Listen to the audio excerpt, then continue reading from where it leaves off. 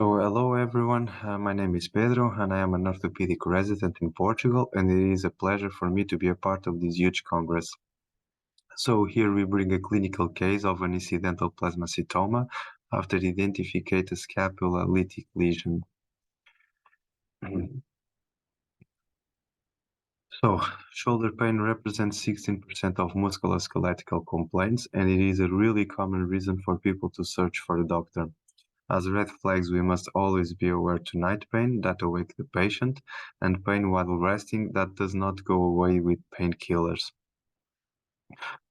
So this case is from someone with 36-year-old, so very young, male with no medical history that went to the emergency room after a shoulder trauma. So I will say again, he had a trauma.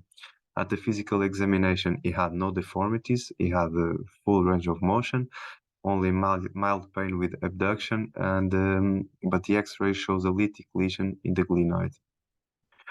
We ordered a CT scan, and here we can see with more detail that lytic region in the glenoid.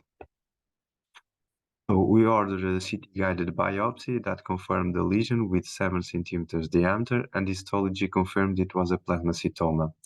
After that, of course, we referred the patient to the hemato-oncology, where we made blood tests that showed all those characteristics of this disease with a monoclonal spike in electrophoresis. The full body CT scan showed no other lesions, and so the decision was to make a local radiotherapy only. And the reality is that at 12 months, it was doing really fine without any shoulder pain. I'm sorry, I didn't bring the X-ray after the treatment, but it was a mistake. So, plasmacytoma is a really rare neoplasia, neoplasia that can evolve to multiple myeloma in almost 66% of the cases, and that is why it is so important to make an in-time diagnosis. It affects mainly the cancellous bone, and it is almost always lytic, and the common site is in spine, and that's why this case is really interesting, because it is not a common site, and because the patient only came to the emergency room because he had a trauma. As red flags, we should always mention night pain and the pain that doesn't go away with painkillers, and of course, we have always to be in mind that those pains can be something else, because a delay in diagnosis can be fatal in those cases.